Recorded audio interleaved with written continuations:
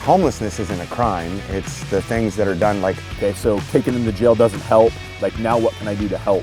it hit the building, the outbuilding, and went into the water. Now we may get into a use of force situation that we don't want to be in. No. I'd be a lot better off if I could just throw the ball. Okay. It's different, I can tell you that. Dude, if I get hit like that out there, I'll be in good shape. All right. Hey, welcome to another episode of Cops and Convicts. I'm Josh Lair. And I'm Rodney Bamford. And this week we're blessed with a special guest, a dear friend of both of ours, Commander Jason Bernards of the Marion County Sheriff's Department. Thanks for having me. And so we're gonna tackle a couple of different issues. We're gonna talk about some homelessness, and we're gonna talk about the LEAD program. LEAD stands for Law Enforcement Assisted Diversion. One of the #1 programs in the US is actually right here in Marion County. And you are the commander for that program. Yeah. And so that's actually how Rodney and I met. We talked about that in the first episode. And so the three of us have that in common. And it's been a long time actually since I've had two police officers standing on both sides of me. Thankfully, Did you feel a little more comfortable if we did this? So we're gonna get started. Again, thank you to Creekside Golf Club for allowing us to film out here to do this. We're super thankful for Danny Moore and the team out here for allowing it. And then again, rain sweater sweatshirts. We both have them on, and this is actually the first episode where it's raining. So cold, yes, but raining. So waterproof sweatshirts. There's gonna be a link in the bio if you want one. It'll show you how to order it, send you to the website, and you get $10 off. So who wants to kick it off? I'll start it, but just for, we're changing things up a little bit today. Yes. The last couple episodes we've played our own ball. Today we're gonna play a three-man scramble, and with the goal, because we're playing 9 holes to break 30. Kind of going after, modeling after the Bryson DeChambeau break 50 thing. So, because we're not good golfers, so we're gonna try and actually do well in a scramble. Yes, it's gonna take all 3 balls.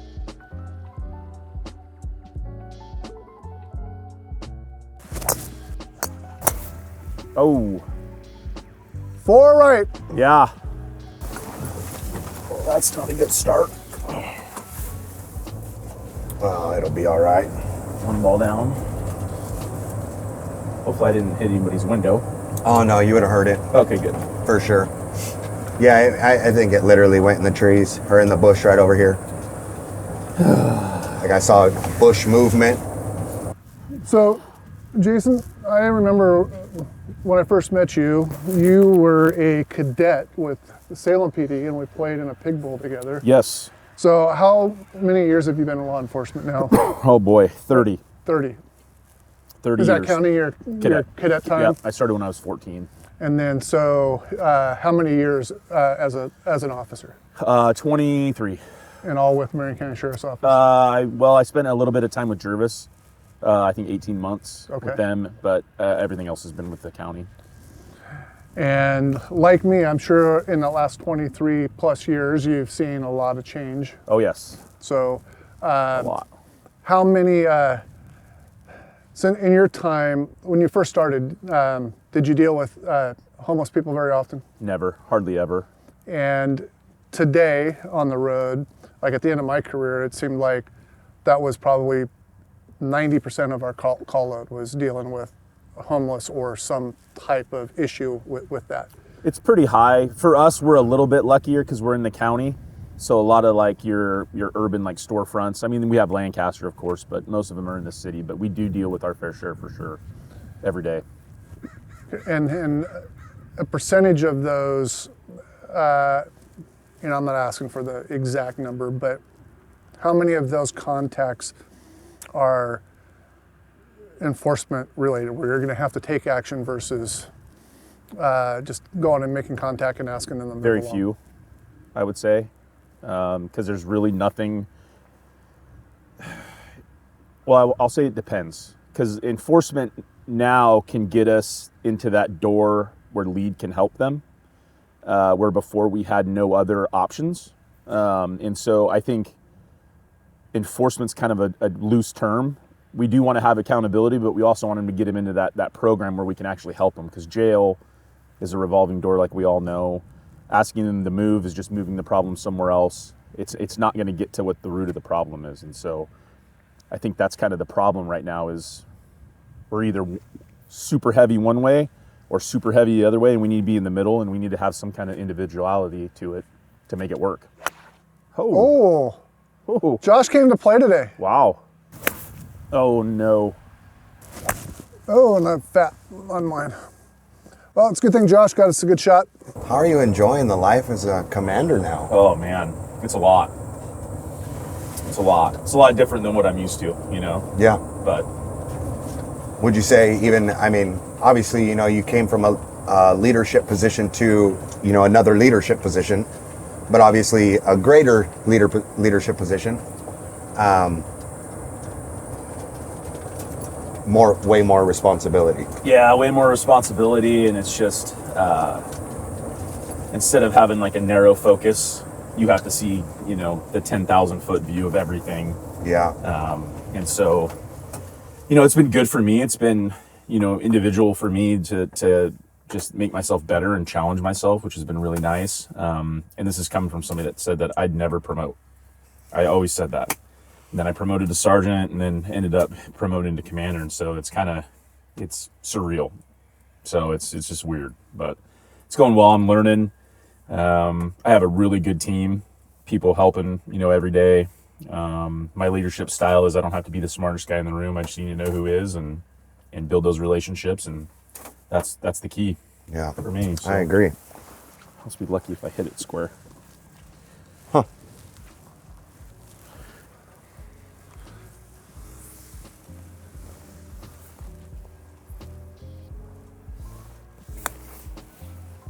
Well, it's probably going to work out. That's going to work out great. Just how I planned it. We need this. One of us has got to do this. Get in there. Well, we start with a par.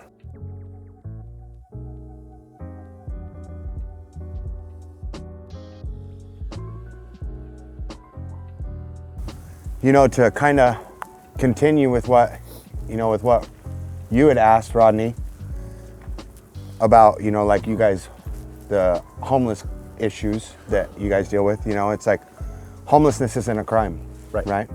I think that one of the statistics, and people that watch this that are data driven and statistics and want to fact checked, you know, there's like, I think it was upwards 70% of the American people are one paycheck away from being homeless themselves. Right. So when you start looking at like homelessness isn't a crime. It's the things that are done, like, you know, like, so for instance, here in Salem, in the city of Salem, it is against the law to camp downtown. In the city of Kaiser, it is against the law to camp downtown, right? So it's the crimes that are being committed. It's not the fact that they're homeless.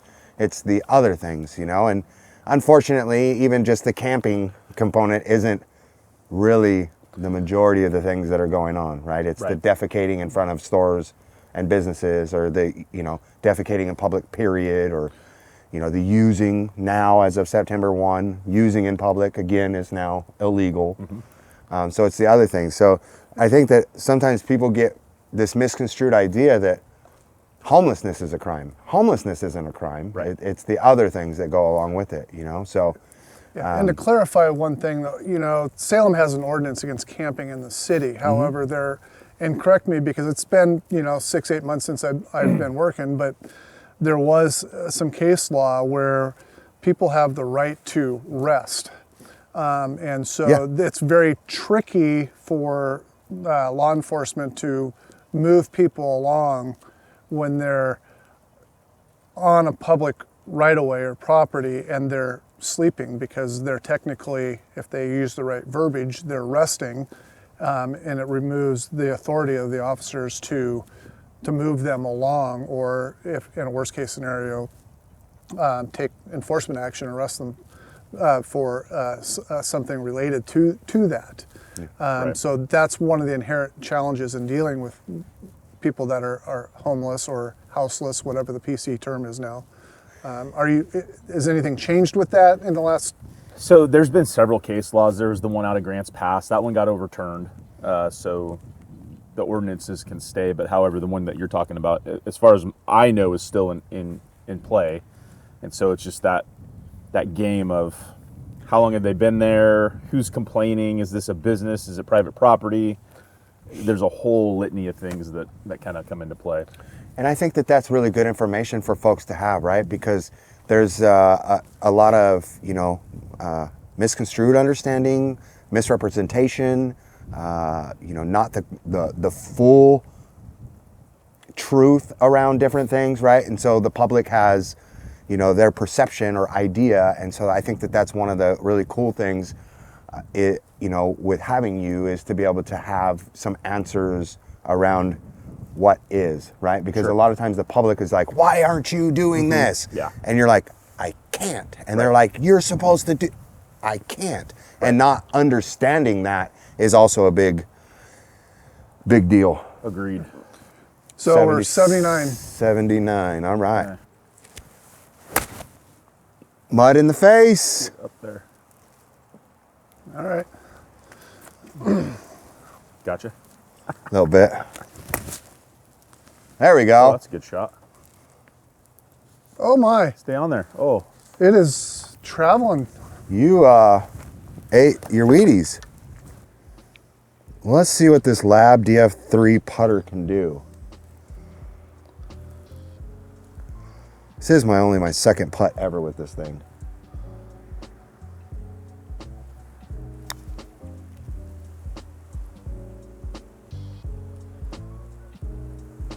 All right, not too bad.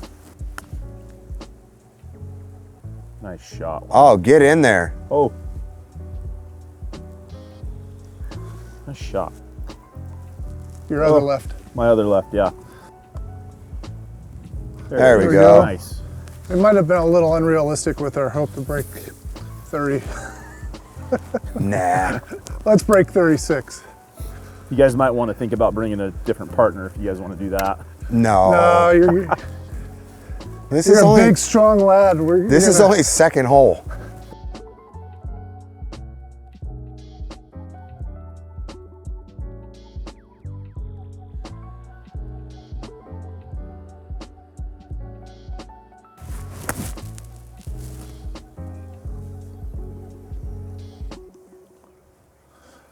But we have a good look at Okay. Birdie.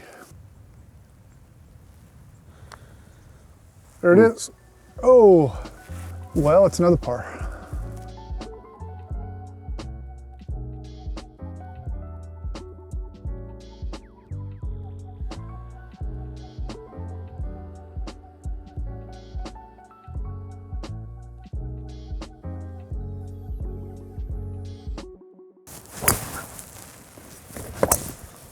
Oh.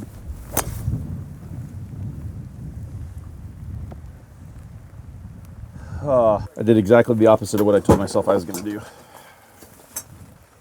Come on, man.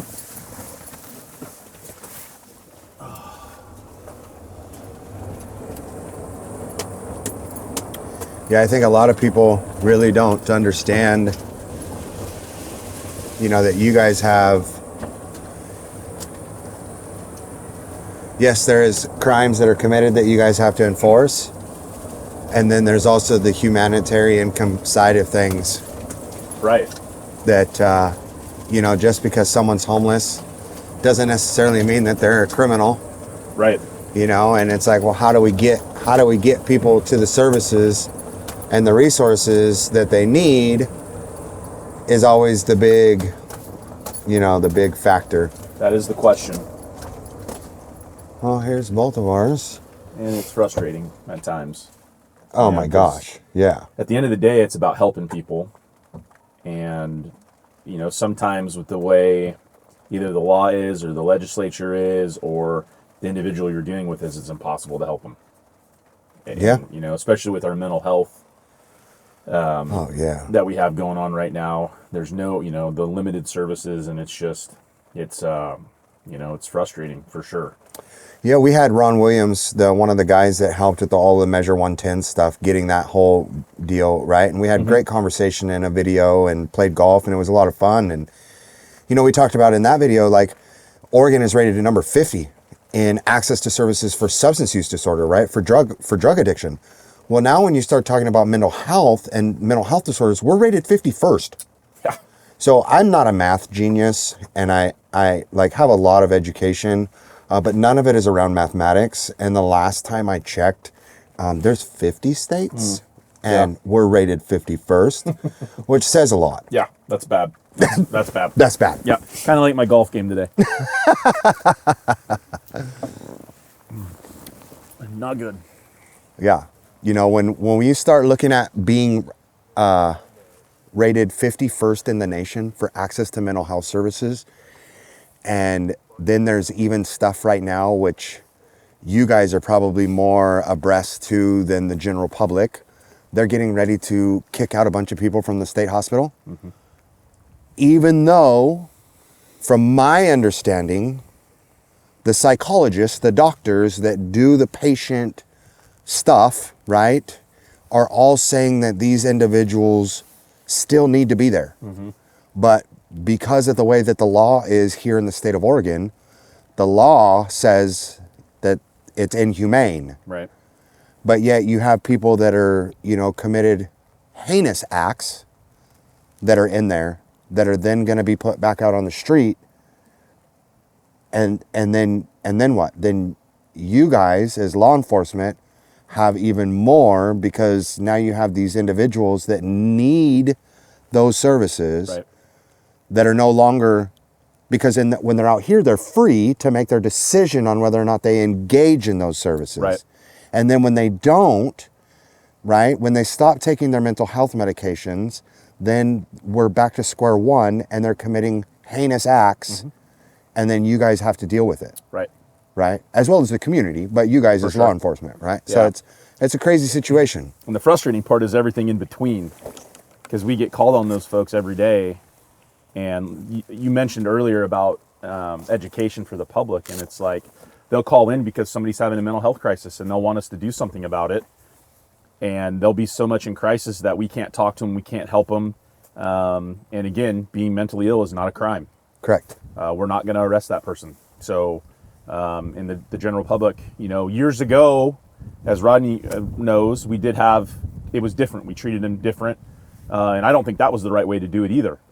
So it's somewhere in the middle, and I don't know what that is. I'm not smart enough to figure that out, but I think bringing everybody to the table is a necessity, because it's just going to keep getting worse. Which does kind of bring us into a little bit of a topic that we're going to get into as we continue on with LEAD, right? Mm-hmm. With law enforcement assisted diversion, we did exactly that. We brought law enforcement and the treatment community, as well as the community, right, our community partners, mm-hmm, together to the table to do some amazing things in this town. Absolutely.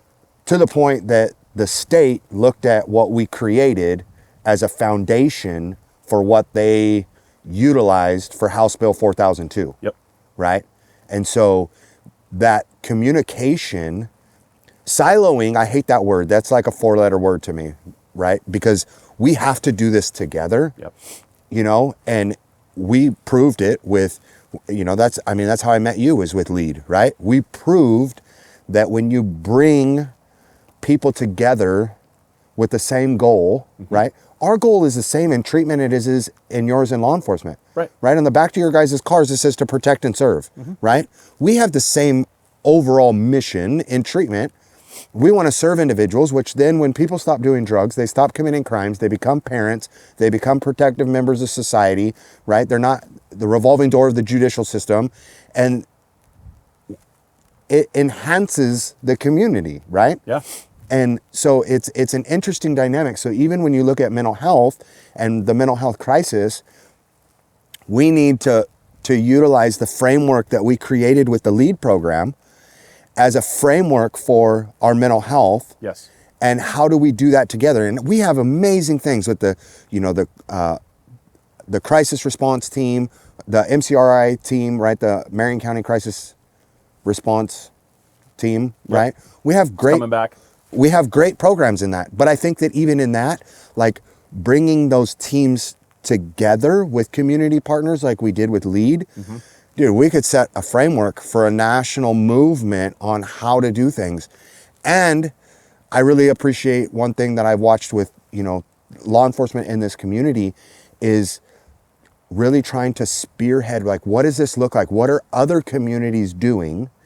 Going and looking at it, coming back and seeing how we can implement that in our community. Yeah. Right? Which is what Paige and Van Meter and the sheriff and everybody did when they went to Seattle and looked at LEAD.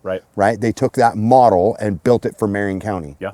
Right? And so, it's amazing what we can do when we all come together. For sure. Yeah, and that's what has to happen. I Yeah. mean, the silos are what has prohibited us from moving forward in the past. That's over with. So now we just got to figure it out together, for sure. Absolutely. Well, and then there's another gamut that we haven't even really addressed. I mean, you started to hit on it. I mean, with mental health stuff. I mean, because most of these people that are out there that are homeless, because of the elements that they're in, they're not only using drugs, but they're becoming mentally ill, which makes them unpredictable. Sure.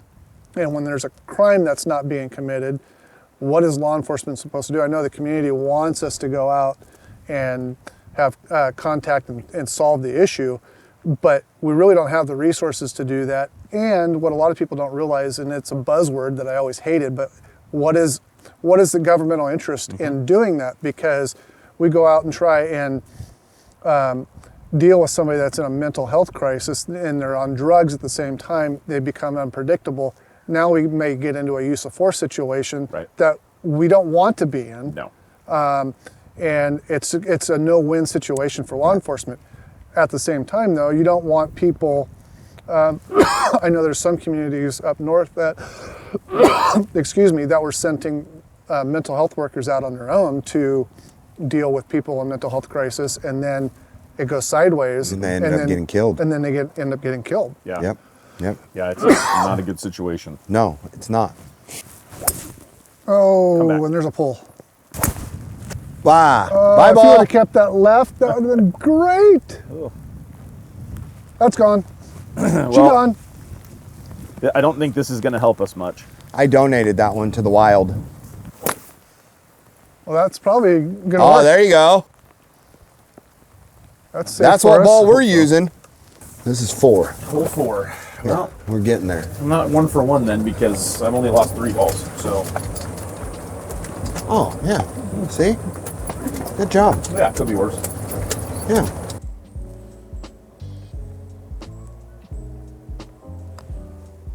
Oh, get in there. Oh, Oh, man. All right. Well, Go ahead, finish her leave it off. Short. Put her in for par. It was right here. of course.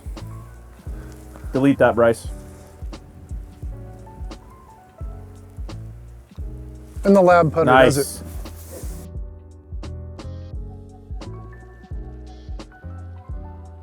You know, like you, Jason, over the course of my career, I worked in a lot of crappy weather, raining sideways, snow.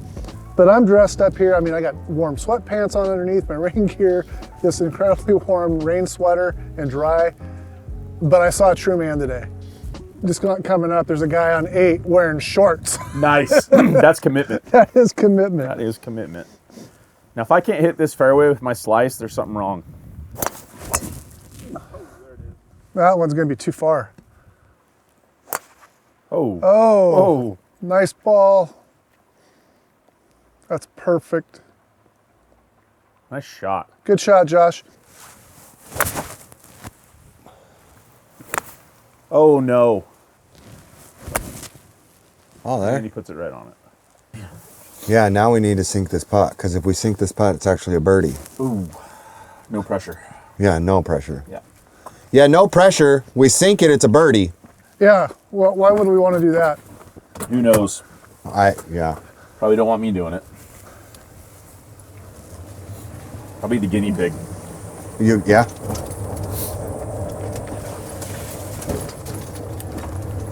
How is lead doing? You know, it's going good.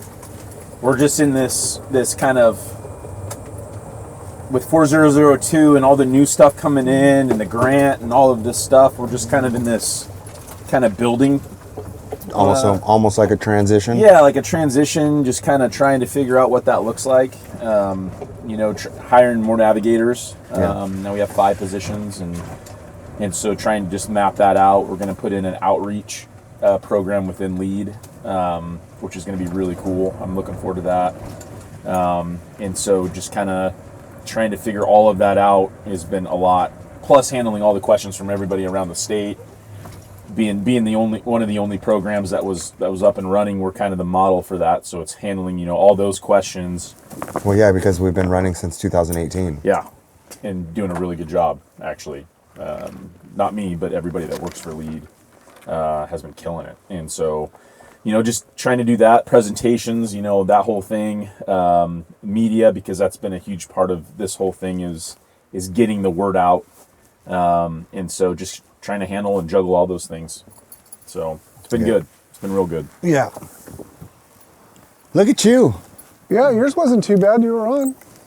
Wow. On, Okay. but that would have been a really difficult birdie position for where I'm at. Yeah, I think it's when you start looking at all of the questions and stuff that you guys are getting around the state, I supervise part of the original LEAD program in Seattle. I have the contract in Deschutes County and then Lane County. And the cool thing about LEAD is that it's able to form the community, right? There is a framework, right? Because it is law enforcement assisted, now deflection, the cool buzzword. But when you look at that, it's law enforcement driven. Yeah. Right? Like without you guys making the referrals, the programs don't exist. Sure. Right? And it's that community partnership, treatment and law enforcement working together to bring access to services like we've never seen before. Yeah. Right? Except for we've just been doing it here in this county since 2018. Right, and we're used to it. Yeah. Right? But building it in other counties has been a lot of fun because we are using the framework of what was created that we all have been doing since 2018, which has been a lot of fun. It has been, and the funny part is going back to 2018 and forward is getting to relive that buy-in with all the other agencies that you're working with. It's been kind of cool to see, actually. Yeah. Well, I think what's funny is when it comes to LEAD, because you weren't doing LEAD in 2018. No, I was not. And then one day I got a phone call from you saying, "Can we have coffee?" Yeah. And I had found out that you were going to be our new sergeant. Yes. For LEAD. I was voluntold. I was excited because everything everybody told me about you being a canine cop and all of that stuff, that you were like a go-getter, and I was excited, right? Not that the sergeant that we had before was bad or anything like that, but it was like you brought a different flavor to that program. Sure. Right? And so when you look at getting buy-in from law enforcement, like somebody with your background, in my mind, I'm like, this is going to change the tide. Like this is going to be what it takes for this program to like go over the top with it. And then I'll never forget having coffee with you. Because you said... Oh, yeah. I thought the program was complete BS. Absolutely. I was like... Not a doubt in my mind. I thought it was complete garbage. And I was like, okay, let me prove you wrong. Right. And now, today, you are the biggest advocate across the state, across the nation, right, with the time we're in now, for this program. Without a doubt, because it works. What was it that you saw that changed your mind? Two things. Well, there was a lot of things, but the two or three major things were you and Hank, first of all, because back 2010, 2008, 2009, the three of us would not get along, right? No. And so seeing the change in you guys kind of started that. And then some of the other folks that I would deal with all the time, seeing them get clean, seeing them, start to like be productive members of society, that kind of changed it too. And then there was one lead client, and I won't mention her name, but she had been in addiction, battling addiction forever, in and out of jail, prison, hadn't had her kids in 10 years, became a lead client, did all the right things, and got her kids back after 10 years. And I was like, that's it, man. It works. Yeah. So she's amazing. She was client number like 7, 8, early Yeah. client. Yep. And to watch that, even for me, as someone that like got to do this on an everyday thing, right? Lived out transition in my own life, but to watch that was so cool. But to also to watch law enforcement rally around that change in her life to be advocates for her in getting her kids. Yeah. Right? Because she was doing all the things, really honestly doing all the things, right? She was in sober living. She had a job. She was promoting within that job. Then she was like going to school and wanted to become a mentor in this field, what she is. Yeah. Just all of those things was awesome. But I think also for me, some of the coolest stuff was watching you change. Yeah. From not wanting to be there. You literally told me that you were voluntold and that you didn't believe in the program. You thought it was just another program. But to watch you change to now, I mean, I got to watch you sit on stage at the state symposium for LEAD. Right. And talk about this program. And buy-in is huge, especially for cops, because cops are notoriously, we're cynical. We don't buy into a lot of things because we've been told to do so many things and then it doesn't work. So to actually see the results from the program I think is what was key for a lot of agencies to buy in. And it'll be the biggest thing for other agencies like Deschutes County that's just bringing this on, right? For their officers to see the results from the clients, then that changes how the day-to-day road cops handle their contacts with the people that are great lead clients that need that help and need to be put in. 100%. And I talk about it a lot, and I know you've heard me talk about it, because we talk about change in the lead clients. It goes both ways. I mean, I have 100% changed. There was a time in my career, you were probably there too at one point when we were young, everybody needs to go to jail. That's how we solve problems, right? We take people to jail. That's what we do, and you kind of get in this mindset that it's good versus evil. And then you kind of start maturing in your career and you realize that good people make mistakes. And okay, so taking them to jail doesn't help. Like, now what can I do to help? And it's this like kind of maturation process that you kind of go through. Don't get me wrong, there are still people that need to go to jail. Oh, 100%. Right? But I needed to be there every time. sure, but that's not the answer for everyone. No, it's and not. that's what we talk about. Like, what is the answer for that individual? Yeah. Sometimes it's jail, sometimes it's prison, sometimes it's not. Sometimes it's sober living. Sometimes it's rehab, away from there's so many things that we can do now, and LEAD helps them get to all of those services. So that's why I'm a fan. Yeah, well, it's amazing because again, it doesn't happen this program, and I love the fact that starting this program with Paige, right, being the original person in this town, starting this program with Paige, and then being able to do presentations with law enforcement and watch. This program literally does not happen without you guys, right? Yeah. You can start this program anywhere you want in the world, and if you don't have law enforcement buy-in, you don't have a program, right? You can have one, but you have to have both. You have to have the treatment side and the law enforcement side. But I always, and since 2018, I've asked law enforcement, right? Like, how many of you in the room can, off the top of your head, think of 3 people that you deal with on a regular basis and the underlying issue is substance abuse? Every cop, every deputy in the room will raise their hand, unless they just started the day before, right? However, every time I went to jail or every time I went to prison, that didn't change my addictive behaviors. It didn't change my mentality, right?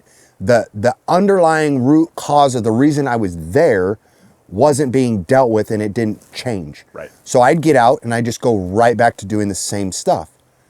But when you deal with and you have the opportunity, which LEAD presents, the opportunity to deal with the root cause, I am no longer on your guys' CAD, right? Right. And a good percentage of the individuals that LEAD has been able to help are no longer on Kaiser PD's CAD, Marion County Sheriff's Department's CAD, Salem Police Department, right? And in these other counties that we're building these programs, individuals will stop being on the CAD because, again, I've said this all of our videos, I stopped doing drugs, I stopped committing crime. Right. Right? And so being able to with LEAD to give a wide array of resources, the availability, right? It's like, here it is on a silver platter. What is it that you need to make you change, right? Not to make you, to help you change. Right. And it's just amazing. But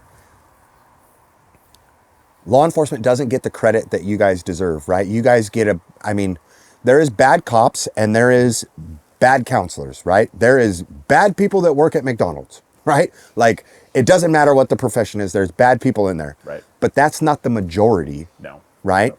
And so I think that this program deserves more of a highlight than it gets, because I don't think that people really have a true understanding of all that goes into making this program. So you said cynical, right? Cops are cynical, jaded. But one of the things that I talk to law enforcement about all the time is this. You show up and you clock on, I don't care what shift it is, you clock on and you literally deal with the depravity of mankind from the moment that you clock in to the moment you clock out, right? Because you are dealing with somebody is called for an emergency and that's why you go, right? And typically you guys aren't responding to, the cat in the tree that needs help out of the tree and everybody's happy because you climbed that tree. You guys are showing up to rough stuff, abuse, violence, crime, some really heinous crimes. That's what you deal with every single day. So this program, in the help that you guys are able to offer to people, right? There's guidelines, right? Mm-hmm. Of what criteria, and that changes in whatever county you're in. But there's guidelines. But if somebody meets that criteria for this program, dude, this program can do some really, really cool things. Absolutely. And it's programs like this that help cops empty the bucket. Yeah. And this is so most people, we refer to this a lot in law enforcement, is you have a bucket and like today it's raining. Eventually you see so much stuff in law enforcement, eventually that bucket's going to get full. You repress it, you push it down, Eventually that bucket gets so full that it starts overflowing. Yeah. And you need these success stories of being able to help people to empty a little bit of that bucket so that it doesn't overflow and you don't have the breakdown. And I'm glad this topic came up, because that's another one that we need to do in the future is mental health for law enforcement. Oh, yeah. Because it's not overlooked, and the large majority of the population says, "Hey, you have a job, go do it." Yeah. And they don't think about the stuff that you see. Right. They're not the ones consoling the wife that lost her husband after 60 years of marriage and now she doesn't know what she's going to do. You're not going and consoling the young family that just had their infant child die of SIDS or whatever. We're doing that day in and day out. Plus, that we're going and we're helping the victim of domestic violence that just got beat up. But we're taking and unfortunately we have to take her partner away to jail. But as she sees it, her entire life is being ripped out from under. Being ripped out from under her, and so these successes that we get to see through the LEAD program and other programs are huge for law enforcement. And and keeping their sanity and their mental health at a premium high. Oh, 100%. absolutely. All right, let's make a birdie. Let's do it. Let me go find my ball in the back 40 here while you guys do that. Should be just right over here by this rock. I saw it land. Oh. There it is. There we go. Oh, Nope. hey, bring that back and we'll edit that, re-putt that so we can see the break. We got to get a birdie here.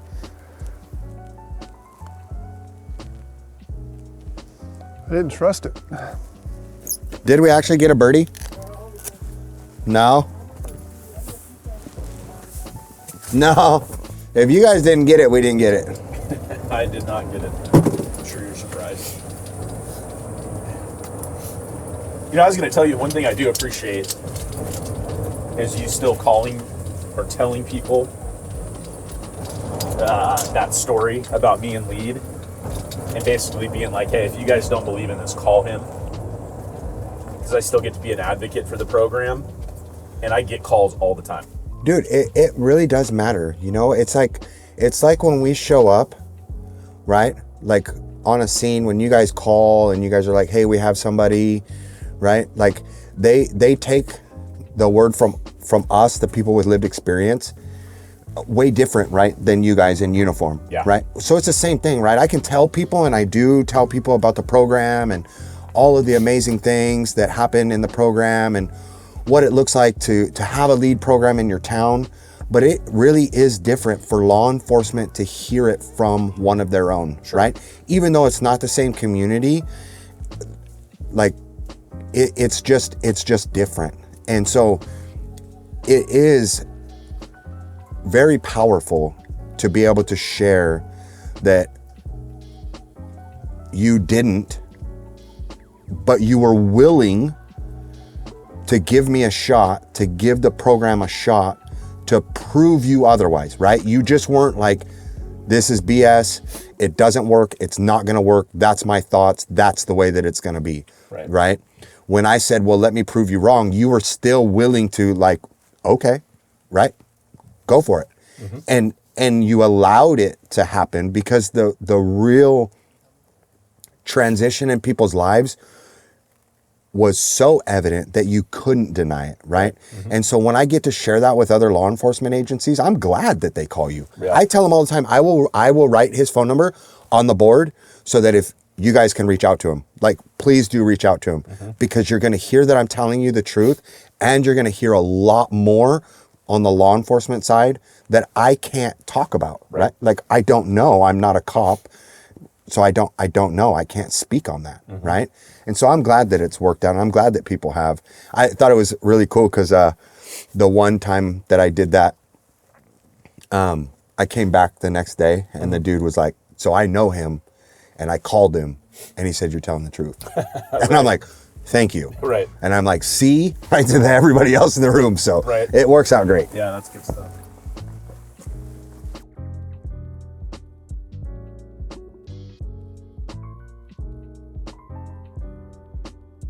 He's taunting you guys because you Yes, guys all he is. hunt.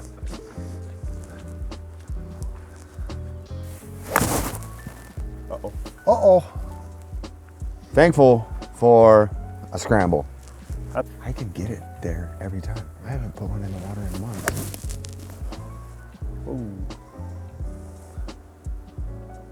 Oh. Nope. That's a familiar term on the show. Nope. So we're playing in the bunker. Yeah. Awesome. I wanted sandy beaches and nice weather. I get the sand of a bunker and no nice weather. I'd be a lot better off if I could just throw the ball. Okay. Yeah. Yeah, that's called baseball. And Yeah. that's called football. I know. Yeah. I know. But it's the only thing I'm good at, so. Oh, there's that. Yeah, it's definitely not this game. I don't know if you could tell or not, but. Stop. I don't think we're going to break 30. I'm hoping we at least stay even par. So one of us has to make a putt here. Oh boy. We take double bogey on this hole. F word, man. What people don't realize is golf is hard enough to play on your own. But when you're out here and it's cold like this, and you're doing a show and you're talking, you're concentrating on everything but playing golf, it's not that easy.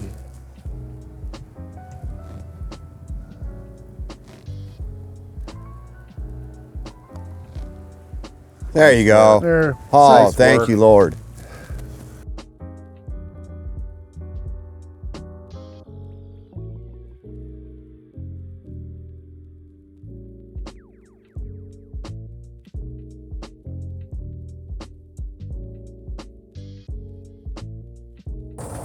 Here's the one thing that people don't also know about both of these men,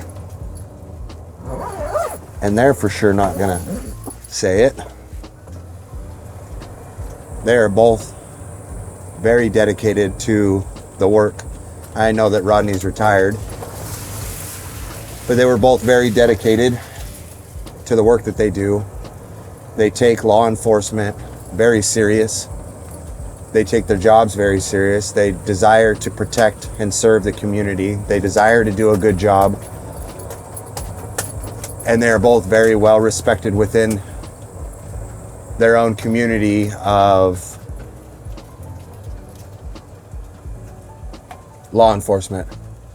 And so to hear them both be behind the work that is going on and the change is miraculous, and it changes the whole atmosphere. They're able to change the atmosphere with their colleagues, which is really cool. Really cool.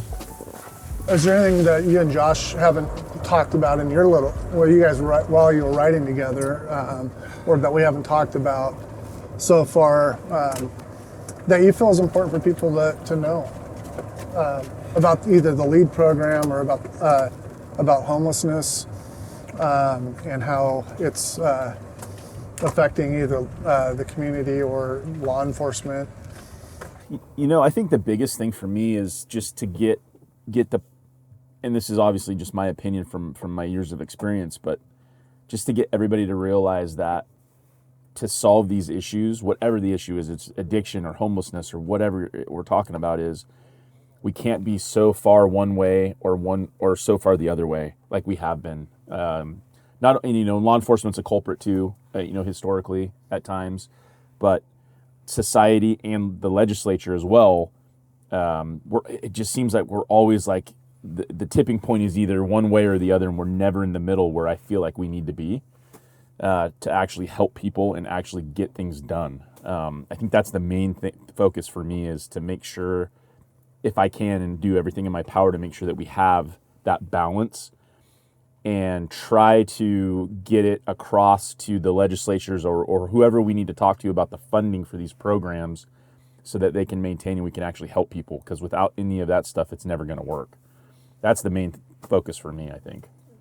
And it's sad that it always comes down to funding, but that is a big reality of whatever it is that you do in law enforcement. I mean, we don't get a financial kickback for the successes that we have when in our career. Right. And so we're always constantly either striving for money from, property taxes or however your department is funded, or through grants. Right. And so trying to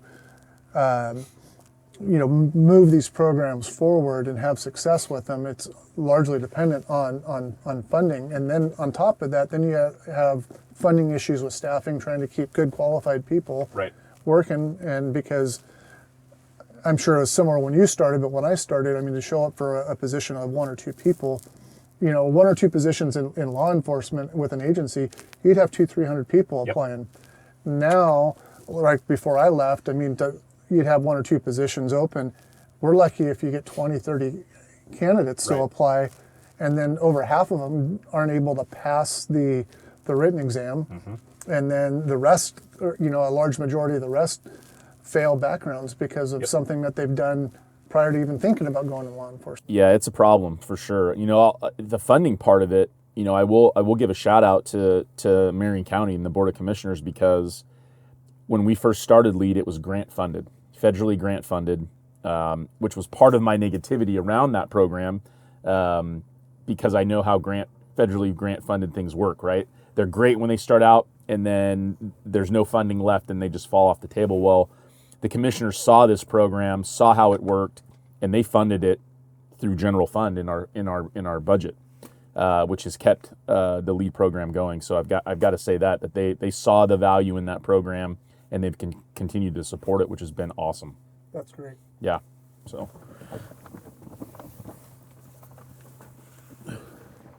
Oh boy. 146. Ooh. Oh, you. Oh.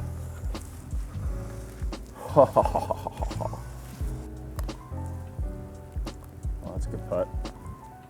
Oh, that's a really good putt. There we go. Another par.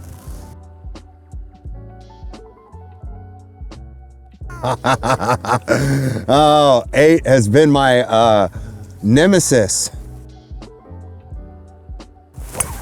Yeah. Oh, that's it. That's in the shed. Did not go in the water. And it still ended up in the water. It went back in the water? It hit the building, the outbuilding, and went into the water. Oh! Shoot. Get over. Almost. Yes. Are we safe? No. Here, I'll hit another one. You know, for me, it's funny because I still have 6 years to go till I'm 50. But in the stress, like we've talked about already, is the stress. But it's coaching for me is like the best. It's hard to explain because it's a de-stressor that's also stressful, Yes. but it's a different kind of stress, Exactly. and it helps a ton. You know. You know, when I was working, I thought, I don't have that much stress. You know, I dealt with it for so long. After I got done, I realized how much stress that I had. You know, bet. between, you know, working, you know, just your daily call stuff, but then, you know, you also have the stressors of the job of, you know, making sure your shifts are covered. You know, are you making the right decision? How are we going to fix this? What, you know, whatnot. And it's tough. Oh, it is tough, 100%. Yeah, there's a lot there.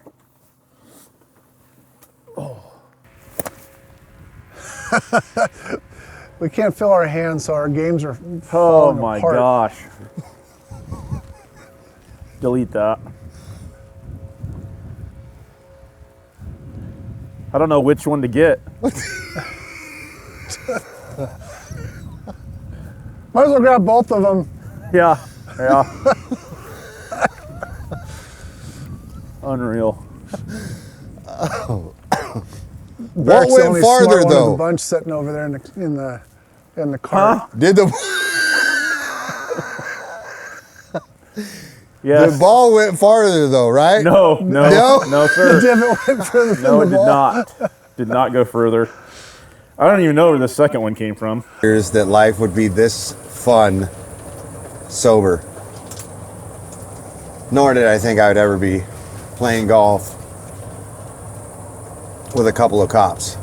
These are the days when you're on the road and it would be a traffic accident, and you would be the one volunteering to take the report because you could sit in your car Right. and fill it out while your buddies direct the traffic for you. Yep. And then afterwards they're complaining because you took so long. Yep.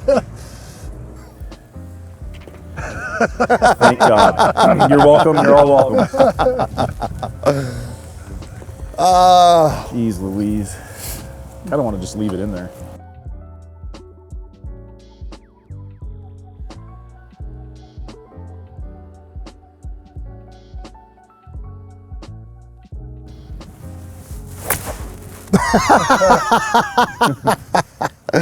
Go ahead, Jason. Oh yeah. I might make this even more comical. I may just go get a driver because it's so cold.